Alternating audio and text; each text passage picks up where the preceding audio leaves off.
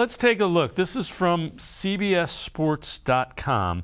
15 players who could be on new teams via trade or as a cap casualty. We're going to look at wide receivers. So they have DeAndre Hopkins would be a trade only. You see the cap numbers, compensation. So if you trade for him, he's going to want some money. Number 2 on this list, wide receiver Michael Thomas. You see the cap number, but compensation, just $2 million, hasn't been on the field in 2 years. So that's an intriguing one. Kenny Golladay. It has not worked out for Golladay. You see the cap number, what he's doing 2023. And then, we had DeAndre Hopkins. Here's another guy with ties to Deshaun Watson. Brandon Cooks, again, due $18.5 million potentially. These guys could all be cap casualties, could be traded for because, quite frankly, their cap number is a lot more than the team's going to want to pay them. When you look at those, who do you like out of that as an addition for Deshaun Watson in the offense? If I'm just looking at it, DeAndre Hopkins makes sense. Maybe Brandon Cooks, but not at that number. It makes sense there. I think that maybe you don't, like, the more and more I think about it, the more I look at the price of what it would cost to get some of those guys that are going to be available on the trade market, and then we know the free agent market's crazy for this.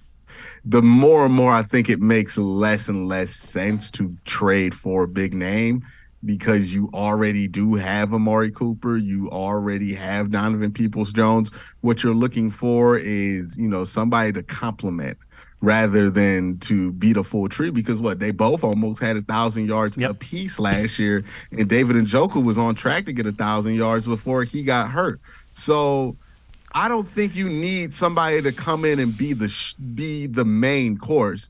You need complementary pieces, and I think that's going to come from, not the trade market. Maybe it comes from later in free agency. Maybe a DJ Shark ends up being that, depending on what kind of price he goes for. Or maybe you find a guy in the draft who's ready to go in that aspect. But I think that's going to be more or less what they're doing. I think we really want the topping on the dessert that is our wide receiver room, but we're forgetting we got a good base there to build off of. And while it would get us all excited to get D-Hop in here, I don't think that's necessarily, and we've learned this lesson over the last 3 years. What gets us excited in the offseason isn't necessarily what makes the team better.